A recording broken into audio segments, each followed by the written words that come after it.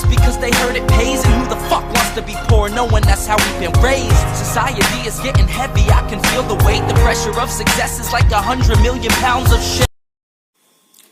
Hello my dear student, मैं हूं अरुण चौधरी और आप देख रहे हैं एसी स्टडी पॉइंट। बच्चों, आज हम करने वाले हैं एनसीईआरटी क्लास 7 मैथ्स के चैप्टर नंबर 5 से एक्सरसाइज 5.2 की क्वेश्चन नंबर 3। इसके पहले वाली क्लास में मैंने क्वेश्चन नंबर 1 और क्वेश्चन नंबर 2 समझा दिया था और उसकी जितने भी थ्योरी थी उस रिलेटेड वो मैंने कंप्लीट करा दिया था। और आज हम क्वेश्चन नंबर 3 ऑनवर्ड्स करेंगे। तो देखिए, सबसे पहला क्वेश्चन जो है क्वेश्चन नंबर 3, इसमें हमें क्या करना है। In the adjoining figure P parallel to Q, यहां पर देखिए ये P और Q आपस में पैरेलल हैं। फाइंड द अननोन्स, यहां पर कुछ एंगल्स के नाम दिए गए हैं, इसे आपको फाइंड आउट करना है। पर एक चीज यहां पर एक एंगल आपकी 125 दी हुई है। तो मैंने आपको थ्योरी क्लास में बता दिया था कि जब भी दो लाइनें पैरेलल होते हैं आपस में और एक उसे ट्रांसवर्सल कट करता है तो यहां पर 8 एंगल्स होते हैं और उन 8 एंगल्स के आपस में क्या रिलेशन है वो भी मैंने आपको बता दिया था। तो उसी प्रॉपर्टी का हम यहां पर इस्तेमाल करेंगे कि दो लाइनें आपस में पैरेलल हैं और एक लाइन ट्रांसवर्सल उसे कट कर रही है, तो उसको बेस करते हुए इन एक एंगल जो हमें दे रखा है उसके सहारे से हम सारे एंगल निकालेंगे। तो एक चीज यहां पर आपको बता देना चाहता हूं कि जो एंगल से निकालने के कई तरीके हो सकते हैं। ये आपके अंडरस्टैंडिंग के ऊपर डिपेंड करता है कि आप किस तरह से इसका इस्तेमाल करते हैं। एक से ज्यादा तरीके से भी ये निकाला जा सकते हैं। तो चलिए हम स्टार्ट करते हैं। सबसे पहला मैं अपने हिसाब से आपको करके समझाता हूं। यहां पर देखिए, ये जो है ये दो लाइनें पैरेलल हैं और ये एक स्ट्रेट लाइन है। अगर हम इस स्ट्रेट लाइन को देखें तो यहां पर ये एंगल E और ये 125, ये दोनों मिला के आपकी 180 होनी चाहिए। क्यों होनी चाहिए? क्योंकि ये स्ट्रेट लाइन है। स्ट्रेट लाइन के ऊपर जितने भी एंगल होते हैं सबकी सम जो होती है सप्लीमेंट्री होती है, यानी कि 180 होती है। तो यहां पर मैं लिखूंगा एंगल E, देखिए E plus 125 degree equal to आपकी हो जाती है यहां पर 180 डिग्री। रीजन आप लिखिए जरूर, क्या है reason? Linear pair property. Linear pair, only linear pair भी लिखे तब भी चलेगा। ये लीनियर पेयर प्रॉपर्टी, इससे हमको E की एंगल पता चल जाएगी। ये देखिए हमारा 180 है, ठीक है। जो E की एंगल है 180, ये प्लस 125 अगर राइट साइड में गया तो हो जाएगा 125। इससे हमें पता लगेगा कि E की वैल्यू क्या है। तो अगर हम इसे माइनस करें तो देखिए ये 10 से 5 माइनस करें तो 5, यहां पर आपकी हो जाती है 7 से 2 माइनस करें तो 5, ये 1 से 1 माइनस करें तो 0, मतलब कि 55 डिग्री। तो हमारा ये E की जो वैल्यू है ये निकल के आ गया हमारा 55 डिग्री। तो मैं यहां लिख लेता हूं E की वैल्यू, ताकि इसे पता चले कि हमने कौन सी एंगल निकाल रखी है। तो E की वैल्यू हो गई हमारी वहां पर 55 डिग्री। अच्छा, इसके बाद आप एक चीज यहां पर देखिए, ये दो लाइनें आपस में इंटरसेक्ट कर रही है। जब इंटरसेक्ट करती है तो आमने सामने की जो एंगल होती है उसे हम वर्टिकली ऑपोजिट एंगल कहते हैं। और आपको पता है कि वर्टिकली ऑपोजिट एंगल इक्वल होती है, ठीक है। ये दो लाइनें आपस में क्रॉस कर रहे हैं। जब क्रॉस करते हैं तो आमने सामने की एंगल को वर्टिकली ऑपोजिट एंगल कहते हैं और ये दोनों आपस में बराबर होते हैं। तो हमें चाहिए F की, अभी हम इसकी सहारा लेकर के F की एंगल की वैल्यू निकालेंगे। तो यहां पर देखिए angle F equal to angle E। क्यों? क्योंकि ये वर्टिकली ऑपोजिट एंगल है, vertically opposite angle.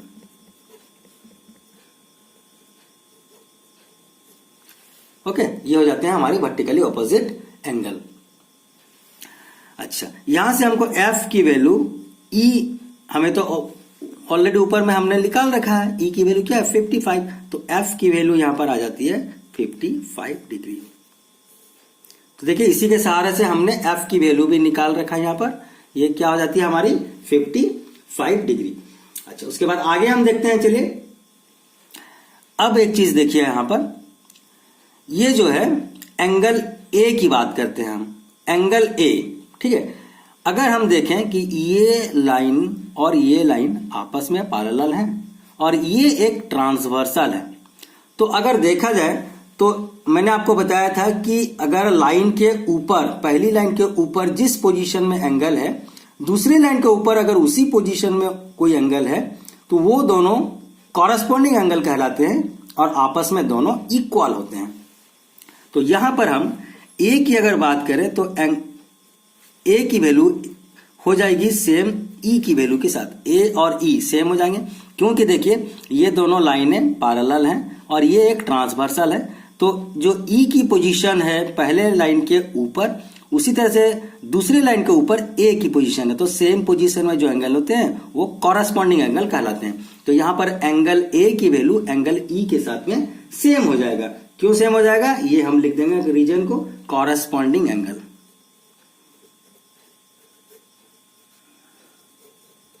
Corresponding angle, okay. अच्छा, तो यहां से हमारी ए की जो वैल्यू निकल के आती है वो क्या आती है, ई के बराबर है। ई के बराबर मतलब कि 55, ई तो हमने ऑलरेडी निकाल चुके हैं यहां पर 55, तो ये हो जाती है हमारी 55 डिग्री, ओके। तो इस तरह से हम ए की वैल्यू भी निकाल लिए। अब आप आगे थोड़ा देखते हैं हम। अब देखिए यहां पर अगर ए की वैल्यू हमें पता चल गई तो सी की वैल्यू भी हमें पता चल जाएगी, क्योंकि ए और सी दोनों वर्टिकली ऑपोजिट एंगल हैं। जब दो लाइनें आपस में क्रॉस होते हैं तो आमने सामने की एंगल वर्टिकली ऑपोजिट एंगल कहलाती है और ये दोनों आपस में सेम होते हैं। तो अगर हम यहां पर सी की वैल्यू निकालें तो यहां पर देखिए सी की वैल्यू किसके साथ इक्वल हो जाएगी, ए के साथ इक्वल हो जाएगी। क्यों, क्योंकि ये वर्टिकली ऑपोजिट एंगल है। मैंने हाफ में लिख दे रहा वर्टिकली ऑपोजिट एंगल, ठीक है। तो इसका मतलब कि C की जो वैल्यू है वो A के साथ बराबर हो जाएगी। तो A की वैल्यू हमने क्या निकाला था 55, तो यहां पर मैं 55 लिख देता हूं। तो C की वैल्यू भी हमारी हो जाती है यहां पर 55 डिग्री। अच्छा, उसके बाद देखिए अगर यहां पर C की वैल्यू हमारा 55 हुआ और अब हम देखते हैं ये दो लाइनें आपस में पैरेलल हैं। अब इस लाइन के ऊपर जिस पोजीशन में 125 है, दूसरी वाला लाइन के ऊपर डी की पोजीशन भी सेम ही है। एक बार और समझिए, ये दो लाइनें आपस में पैरेलल हैं और ये एक ट्रांसवर्सल है। तो ये लाइन के ऊपर, पहली लाइन के ऊपर में 125 है, तो दूसरी लाइन के ऊपर में डी है। ये दोनों आपस में कॉरस्पॉन्डिंग एंगल हैं, मतलब कि ये दोनों सेम होनी चाहिए। तो मैं अगर यहां पर बात करूं डी एंगल की, तो ठीक है, एंगल डी की बात करूं तो एंगल डी इक्वल टू क्या हो जाएगी हमारी 125 डिग्री। क्यों, ये हो जाती है कॉरस्पॉन्डिंग एंगल,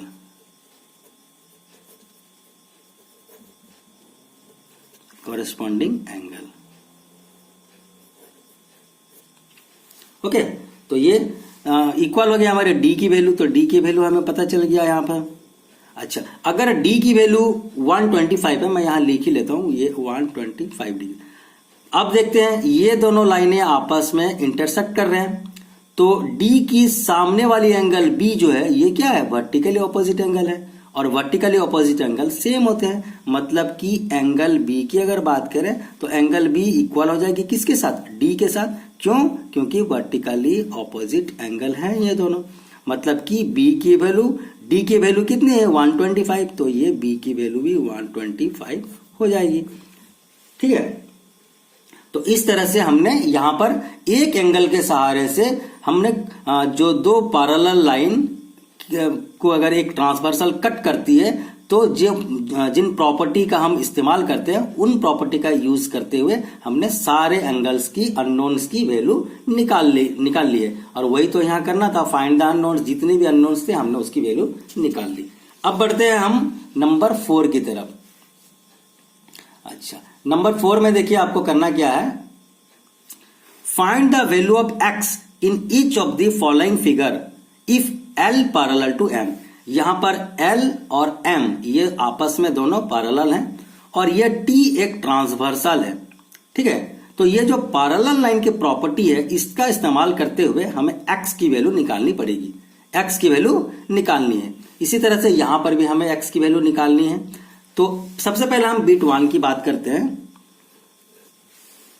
यहां पर देखिए L और M पैरेलल है, तो ये एंगल और ये एंगल आपस में किसी तरह से भी लिंक नहीं हो रहे हैं। तो इसे लिंक करने के लिए हमें सबसे पहले इस एंगल की वैल्यू निकालनी पड़ेगी।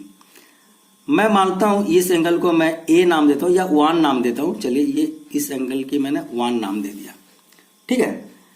तो ये अगर एक स्ट्रेट लाइन है और इसके ऊपर ये एक एंगल है, तो ये दोनों एंगल आप क्या है, सप्लीमेंट्री इन नेचर है। मतलब एक लाइन के ऊपर, एक स्ट्रेट लाइन के ऊपर जितने भी एंगल होते हैं उनकी सम 180 होनी चाहिए, ठीक है।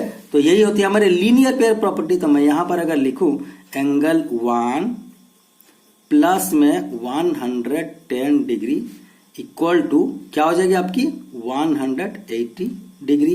क्यों? ये लीनियर पेयर प्रॉपर्टी है।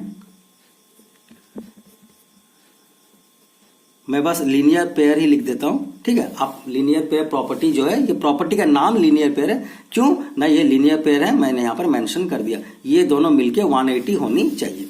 अच्छा, इससे अगर हम आगे बढ़े तो एंगल 1 इक्वल टू ये जो है 180 डिग्री, ये प्लस 110 था, इधर गया तो माइनस 110 हो गया। मतलब कि एंगल 1 की वैल्यू क्या हो जाएगी, 180 में से 110 घटाएंगे तो ये हो जाएगी हमारी 70 डिग्री। ये एंगल निकल के आ जाता है हमारा 70 डिग्री। ओके, अच्छा 70 डिग्री का। तो अब हम इस एंगल और इस एंगल को हम हमारी जो पैरेलल लाइन की प्रॉपर्टी है उसका इस्तेमाल हम करके निकाल सकते हैं। कैसे? देखिए L और M पैरेलल है, इसने दे रखा है L एंड M पैरेलल है। तो ये वाली लाइन के ऊपर, पहली लाइन के ऊपर जिस पोजीशन में 1 है, दूसरी वाली लाइन के ऊपर उसी पोजीशन में x है। मतलब कि 1 और x आपस में कॉरस्पॉन्डिंग एंगल बनाते हैं। और आपको पता है कि कॉरस्पॉन्डिंग एंगल इक्वल होती है जब दो पैरेलल लाइन होते हैं। तो यहां पर हम लिखते हैं हमारी जो x है, x equal to angle 1, x equal to angle 1। क्यों? ये कॉरस्पॉन्डिंग एंगल है, कॉरस्पॉन्डिंग एंगल। मतलब कि x की वैल्यू 1 की वैल्यू के साथ सेम है, तो 1 की वैल्यू क्या है 70 डिग्री। तो यहां पर मैंने लिख दिया 70 डिग्री, x की वैल्यू निकल के आ गई, ठीक है। इस तरह से हम बिट 2 को भी सॉल्व करेंगे। चलिए यहां पर देखिए ये क्या है, L पैरेलल टू M है, L पैरेलल टू M। अच्छा ये देखिए बच्चों, हाँ किसी बच्चों को कंफ्यूज हो सकते हैं कोई, जैसे कि यहां पर A और B है। A और B हालांकि दिख रहे हैं आपको पैरेलल जैसे, लेकिन इनके बारे में कोई बात यहां पर बताई गई नहीं है। तो इन चीजों को तो आप भूल ही जाओ, क्योंकि ये पैरेलल है कि नहीं है हमें कुछ पता नहीं। लेकिन जो दो लाइन पैरेलल दिए हैं उसको हम यूज करते हुए निकालेंगे। और यहां पर देखिए एक 80 डिग्री दिया हुआ है, ये बच्चों को कंफ्यूज करने के लिए दिया गया, इसका कोई रोल नहीं है। आप यहां से आप क्या आपकी थोड़ा नॉलेज लगाइए। ये L लाइन है और ये M लाइन है, आपस में ये दोनों पैरेलल हैं। तो अगर इस L लाइन के ऊपर जिस पोजीशन में 100 डिग्री है, M लाइन के ऊपर उसी पोजीशन में x है। मतलब कि ये दोनों आपकी लाइन के, देखिए लाइन के राइट साइड में ऊपर में, ये लाइन के राइट साइड में ऊपर में, ये दोनों एक पोजीशन में ही तो है। मतलब ये दोनों करस्पॉन्डिंग एंगल ही है। तो यहां पर अगर इसकी हम यूज करें तो इसको कुछ करने की जरूरत नहीं है। x equal to 100 degree, x equal to 100 degree इसकी, लेकिन हम प्रॉपर्टी जरूर लिखेंगे। ये क्या है, कॉरस्पॉन्डिंग एंगल, कॉरस्पॉन्डिंग एंगल्स। क्यों? यहां पर एल एन लिखने की भी जरूरत नहीं है। L parallel to as L parallel to M हम लिख सकते थे, लेकिन L parallel to M already question में दिया हुआ है तो लिखने की जरूरत नहीं है। एक्स और 100 जो करस्पॉन्डिंग एंगल है तो ये दोनों आपस में इक्वल है। और ये 80 और ए और बी जो लाइनें हैं इनकी कोई रोल नहीं है, बस कंफ्यूज करने के लिए दिया हुआ है। तो चलिए अब इसके पार्ट 1 पार्ट 2 मैंने सॉल्व कर दिया। अब हम इसकी आगे के नंबर देखते हैं। अच्छा, यहां देखिए नंबर 5 की बात करें तो नंबर 5 में करना क्या है? In the given figure the arms of two angles are parallel if ABC equal to 70 then find DGC DEF. अच्छा, ये तो बात की बात है। यहां पर सबसे पहले क्वेश्चन को समझते हैं। In the given figure the arms of two angles are parallel. ये जो आर्म्स है ये एक एंगल है, ए बी सी एक एंगल है, डी ई एफ और एक एंगल है। तो ये जो दो एंगल है इनकी आर्म्स क्या क्या है? इस एंगल की आर्म्स ए बी और बी सी, ये एंगल की आर्म डी ई और ई एफ। जिन दो लाइनों से इनकी बनती है वो हमारी जो एंगल उनको आर्म्स बोलते हैं। तो यहां पर ये एक एंगल है और ये एक एंगल है। तो यहां पर ए बी और डी ई पैरेलल है, बी सी और ई एफ पैरेलल है। क्यों? क्योंकि इसने arms of this two angles are equal बता दिया है। मतलब इस आर्म और ये आर्म सेम है, ये आर्म और ये आर्म पैरेलल है, ये बात बता दी गई है। तो आपको अब निकालना है ये डीजीसी। डीजीसी की बात करें तो डीजीसी देखिए ये वाली एंगल, आपको ये एंगल निकालनी है, और एक है डीईएफ, डीईएफ ये वाली एंगल निकालनी है। तो चलिए यहां पर पैरेलल जो लाइन है और ट्रांसवर्सल की प्रॉपर्टी का हम इस्तेमाल करेंगे, क्योंकि हमने पढ़ रखा है कि दो पैरेलल लाइन होते हैं और एक ट्रांसवर्सल कट करते हैं तो 8 एंगल बनते हैं, और उन 8 एंगल्स की क्या रिलेशन है हम जानते हैं। तो अब हम देखते हैं ये बिट 1 जब हम सॉल्व करेंगे, बिट 1 में हमें क्या निकालना है? ये डीजीसी निकालनी है। तो डीजीसी निकालने के लिए हम सबसे पहले देखते हैं यहां पर ए बी और डी जी पैरेलल है। यहां पर हम लिख लेते हैं A B parallel to D G. Okay, A B parallel to D G और डीई, ये हम डीई नाम डीई लिख लेते हैं क्योंकि यहां पर ये जो आर्म है और इसकी ये आर्म है ना, ठीक है। तो ये arm A B parallel to D ये पैरेलल है। अच्छा, उसके बाद क्या है? ये बीसी एक ट्रांसवर्सल है एंड बीसी इज ट्रांसवर्सल। ध्यान से समझिए बच्चों, मैं क्यों लिख रहा हूं? ताकि मैं पैरेलल लाइन का प्रॉपर्टी को इस्तेमाल करना चाह रहा हूं, इसीलिए मैं लिखा ए बी और डीई ये दोनों लाइनें पैरेलल है और बीसी ट्रांसवर्सल है। अच्छा, इसकी मतलब कि ये एंगल इस लाइन के नीचे और ये एंगल इस लाइन के नीचे है। देखिए ये दोनों, तो इनकी सेम पोजीशन है। अगर सेम पोजीशन है तो ये आपस में कॉरेस्पॉन्डिंग एंगल है। अगर कॉरेस्पॉन्डिंग एंगल है तो आपस में इक्वल भी होनी चाहिए। तो मैं यहां लिखता हूं, सो डी मुझे निकालना है डीजीसी, तो मैं लिखा डीजीसी एंगल इक्वल टू ये क्या है? 70 डिग्री। ओके, देखिए यहां पर ये वाली एंगल और ये वाली एंगल दोनों सेम है क्योंकि ये दोनों पैरेलल लाइन है और ये ट्रांसवर्सल कट कर रहा। तो ये लाइन के नीचे तरफ जिस एंगल है इस लाइन के नीचे तरफ भी वो एंगल सेम होनी चाहिए क्योंकि वो दोनों कॉरेस्पॉन्डिंग एंगल कहलाते हैं। तो हम यहाँ पर लिख देंगे इसकी रीजन क्या है। ये जो डीजीसी है ये 70 डिग्री है क्योंकि ए बी जी के बराबर है। क्यों? ये की कॉरेस्पॉन्डिंग एंगल है।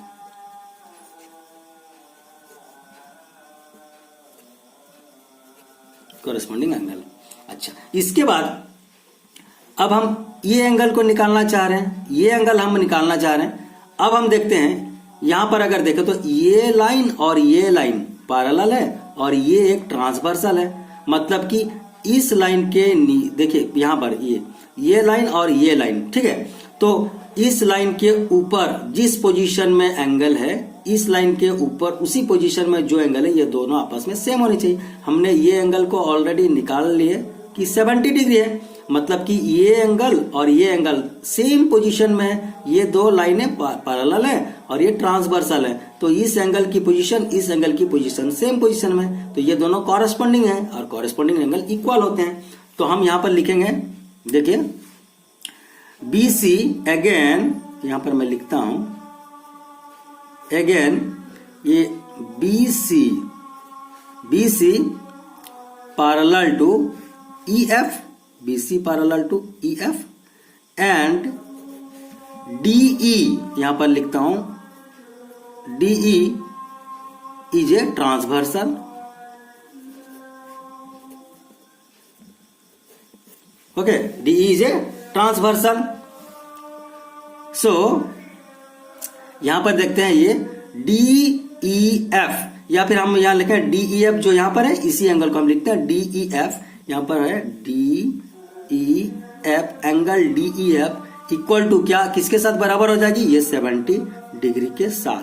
क्यों? क्योंकि ये करस्पॉन्डिंग एंगल कहलाते हैं। ये दो लाइनें आपस में पैरेलल हैं और ये इसकी ट्रांसवर्सल है, तो इस एंगल के ऊपर, इस लाइन के ऊपर जिस पोजीशन में 70 है, इस लाइन के ऊपर उसी पोजीशन में हमारे DEF एंगल भी है, तो ये हो जाते हैं कॉरेस्पॉन्डिंग एंगल।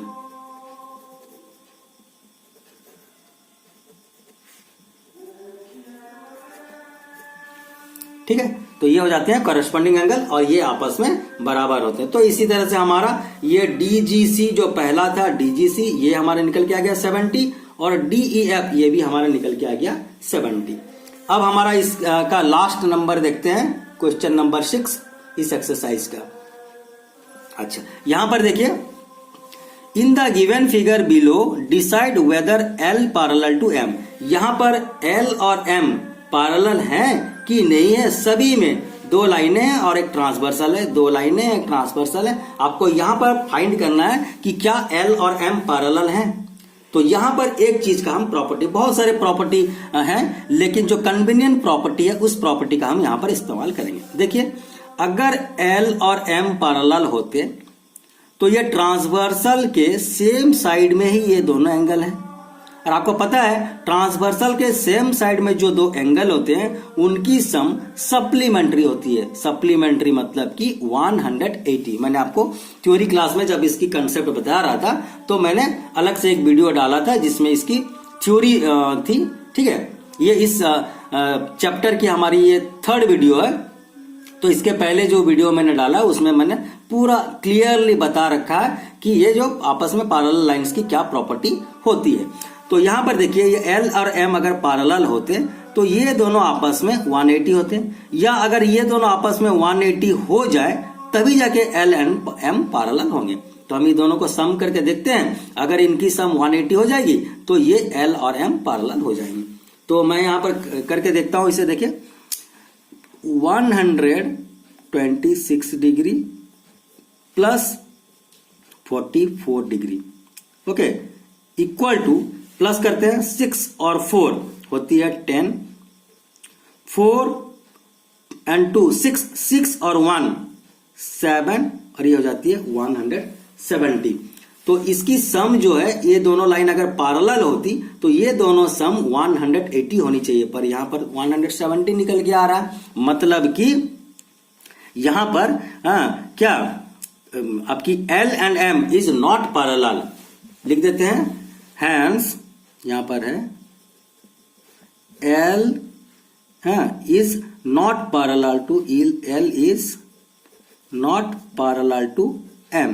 अच्छा, रीजन अगर देखें तो यहां पर लिख सकते हैं रीजन, बिकॉज यहां पर लिख सकते हैं हम कि sum of interior angle on the same side of transversal. यहां पर देखिए, ये दो लाइनें हैं और ये ट्रांसवर्सल है, तो ये दोनों आपस में क्या है, ट्रांसवर्सल के सेम साइड है, और ये ट्रांसवर्सल की सेम साइड है, लेकिन दोनों 180 नहीं है। ये सप्लीमेंट्री इन नेचर होते हैं, 180 होनी चाहिए, पर ये हो नहीं रहे। तो हम लिख सकते हैं कि L is not parallel to M because, अब थोड़ा रीजन को लिख लेते हैं, सम ऑफ क्या, इंटीरियर एंगल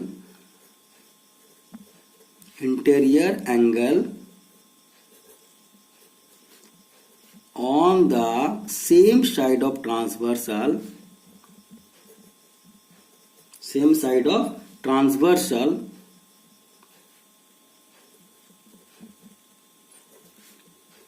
इज नॉट 180।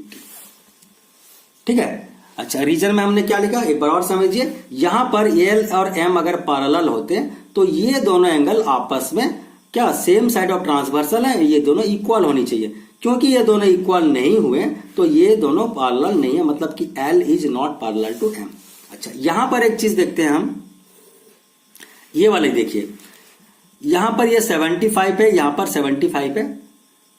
अगर ये दोनों लाइन एल और एम पैरेलल अगर होते तो ये एंगल और ये वाली एंगल आपस में सप्लीमेंट्री होनी चाहिए, मतलब कि 180 होनी चाहिए। अच्छा, ये दोनों एंगल के तो अभी कोई लिंक नहीं है, तो मैं ये एंगल को निकालता हूं।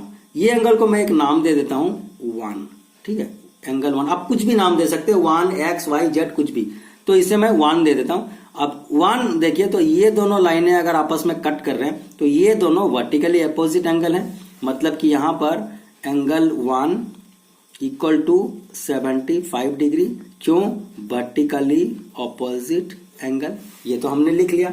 अब 1 की वैल्यू क्या आ जाती है यहां पर 75। अच्छा, अब हम देखते हैं ये एंगल 1 प्लस 75 डिग्री, ये दोनों हमारी सप्लीमेंट्री होनी चाहिए। इक्वल टू एंगल 1 हो जाती है 75 डिग्री प्लस ये हो जाती है हमारी 75 डिग्री, इक्वल टू क्या हो जाते हैं हमारी 75 प्लस 75 150।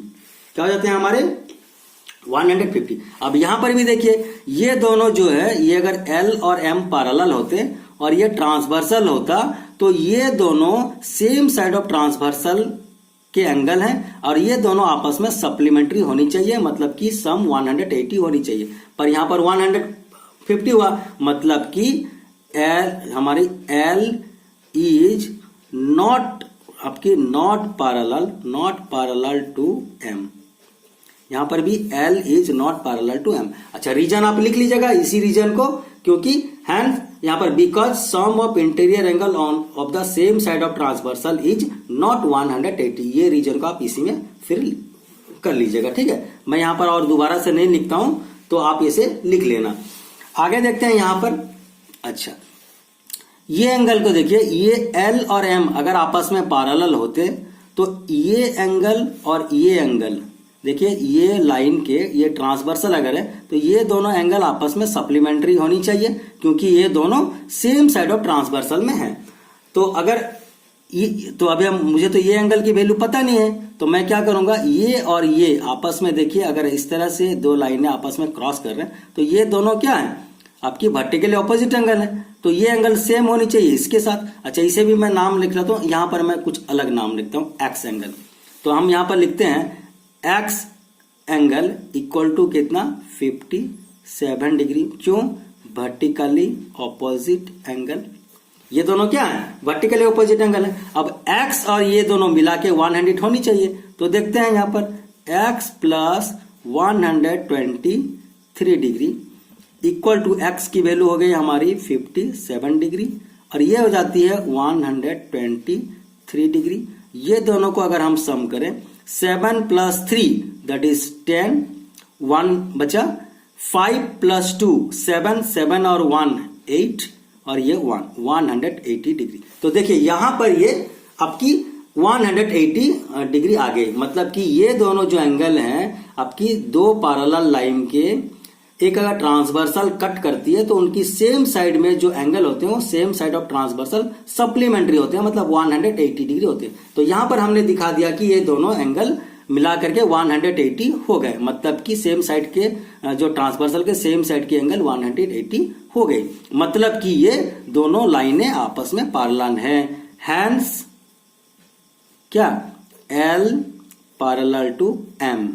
बिकॉज आप लिख लेना, बिकॉज क्या यहां पर ये sum of interior angle on the same side of transversal is 180। यहां पर नॉट जो लग रहा था वो हट जाएगा, इज 180 आपको यहां पर लिख के दिखा देना होगा कि सेम साइड ऑफ ट्रांसवर्सल की दो एंगल है वो दोनों सम जो निकालने के बाद 180 हो गई, मतलब कि ये दोनों पैरेलल हैं।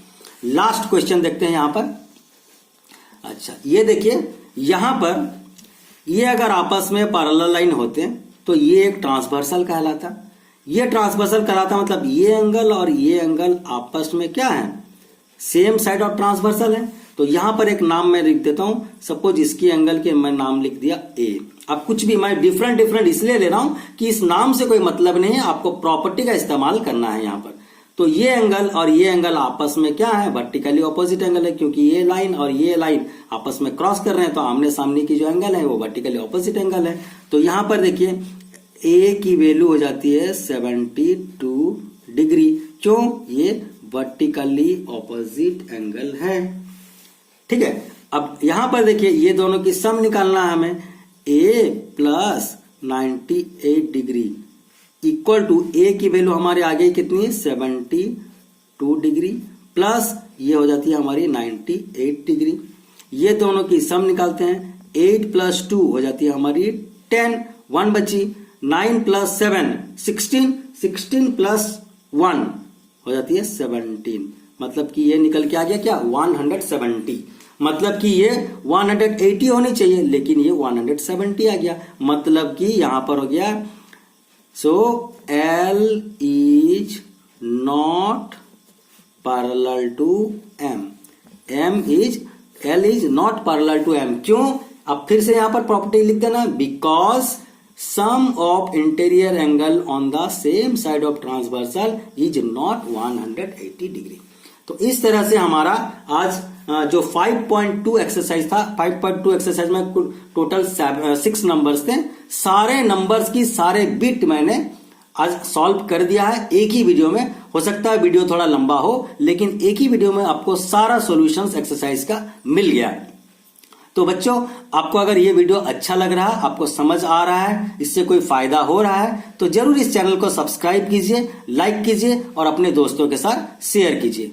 तो आज के लिए बस इतना ही, मिलते हैं अगले वीडियो में एक नई एक्सरसाइज के साथ। Till then, bye bye.